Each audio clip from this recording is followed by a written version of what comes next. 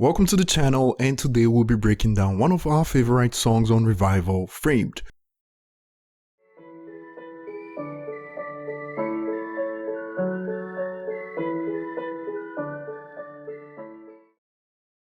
Recently we broke down Stay Wide Awake, and if you missed that, click the link that pops up at the top right corner now, and today we'll be taking on Framed.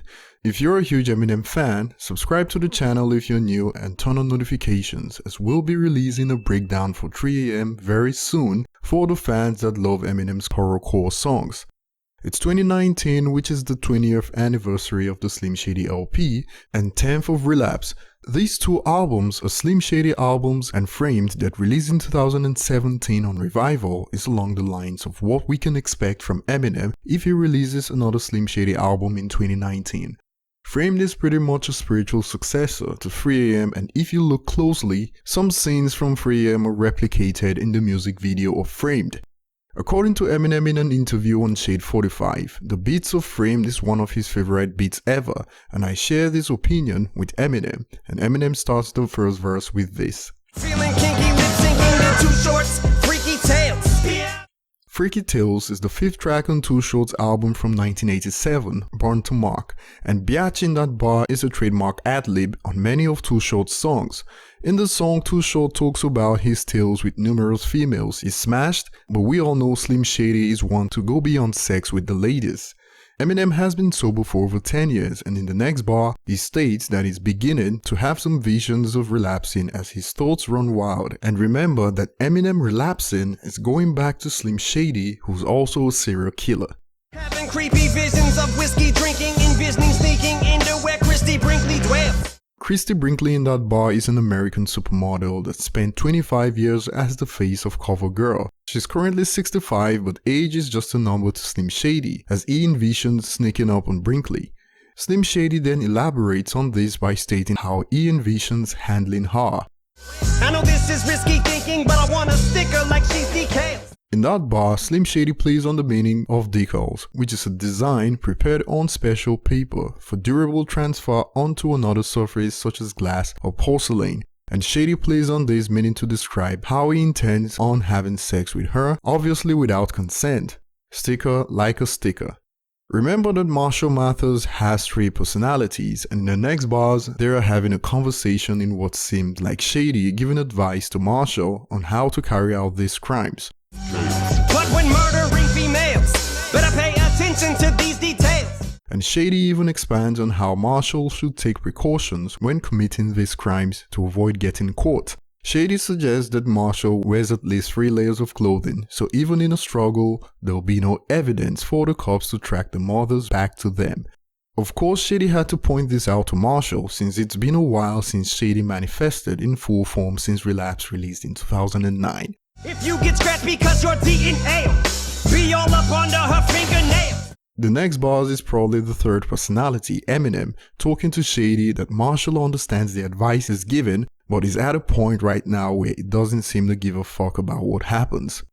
Man, he hears you, I don't think he cares. He gives a fuck, even his pinky swears. Pinky swears in that bar is something children do to make promises to each other using the pinky finger, but right now Marshall is at a point where all his fingers represent the middle finger, and Eminem in the next bar opens up about what's going on in the previous bars to clear things up.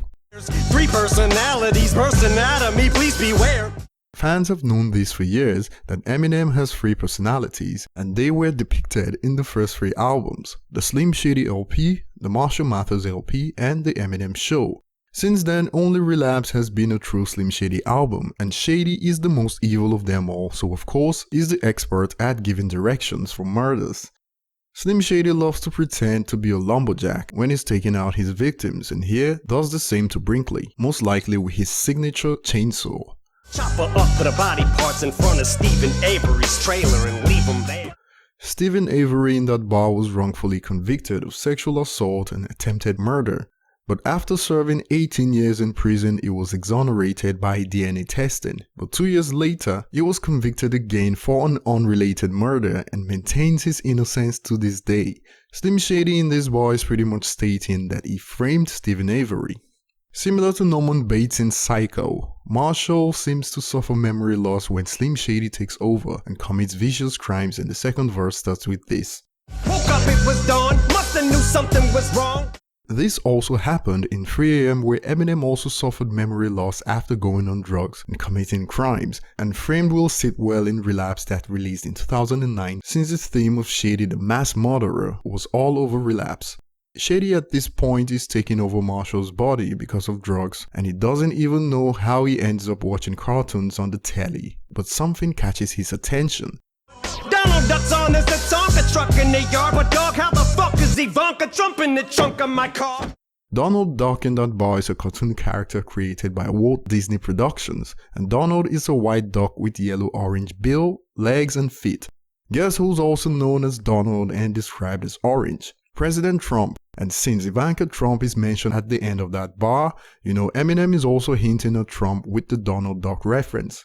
In the verse, Shady took over before Marshall regained consciousness, and Trump's daughter ended up in the trunk. Marshall then investigates and adds that now he'll have to get to the bottom of it to try to solve the mystery. Must go above and beyond, cause it's incumbent upon. Cause it's incumbent upon me in that bar is Marshall pretty much stating that he has to take responsibility for Shady's actions, since it's his body, so it's obligatory. And notice how incumbent in that bar also means of an official or regime currently holding office, which is the case with Ivanka Trump and her father. In the next bar, Marshall expands on why he now has to get to the bottom of it this time.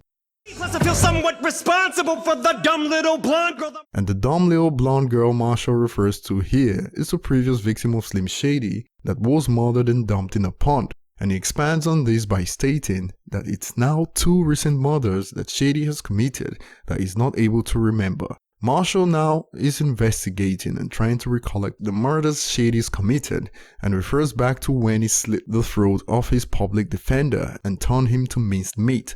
You want to know how crazy and insane Shady really is? Well, to the most notorious serial killers, these are off limits, but Shady is truly out of control, and if he were a horror film character based on his lyrics, he's certain to be one of the most infamous. A dismembered toddler discovered this winter probably. And based on Shady's track record, we know he loves the winter season, since there's less chances of eyewitnesses because of the cold. And these murders are now catching up to Marshall, although he hardly recalls them since Shady takes over and now is wanted for questioning. Marshall is now on the run for crimes he doesn't recollect, and the final verse starts with this. Still on the loose day, spotted me inside McDonald's Tuesday. Going back to Relapse in 2009 on 3 AM, Eminem also talks about waking up naked in McDonald's, which ties in well with the section of the verse in Framed. And in the next bars, Marshall is in disguise to hide from the law, and what better way than to wear the unexpected clothing since Marshall is a Detroit Tigers fan. In a Toronto Blue Jays cap, looking like your college roommate.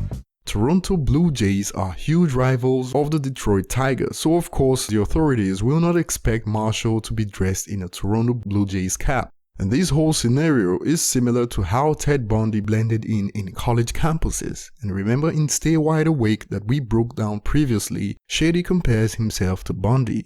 Marshall is good at hiding his dark side, and with the likes of Rihanna and Cool J around him, the cops will have a hard time tracking him down since he's in company with the rich and famous. And in the next bars, Slim Shady adds more to the list of atrocities he's committed. And this time, 8 misandrist women were the victims. But despite just escaping the law and breaking out of prison, Shady is back at it again as he prepares to attack his next victim waiting at the door.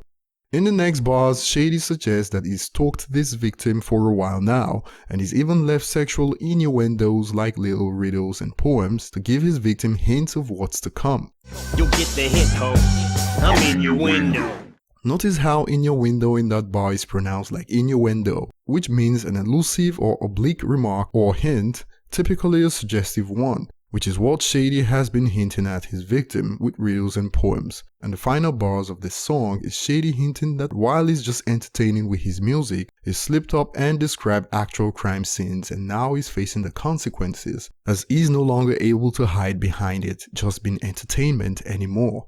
But it never occurred to me I could describe a murder scene in a verse and be charged with first degree. This is also a subtle reference to actual cases like this that's affected a number of hip-hop artists that shared too much in their music and ended up in prison because of this. Bobby Schmurder comes to mind as this happened to him, and some rappers have even waved murder weapons on Instagram that only aided prosecutors in putting them behind bars. The whole chorus of the song is centered on Marshall stating that he has no recollection of the crimes that Slim Shady has committed over the years, so Marshall maintains his innocence through it all, regardless of how strong the evidence against him may be.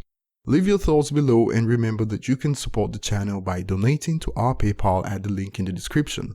Thanks for watching and remember to subscribe to the channel if you enjoyed this. ET signing out.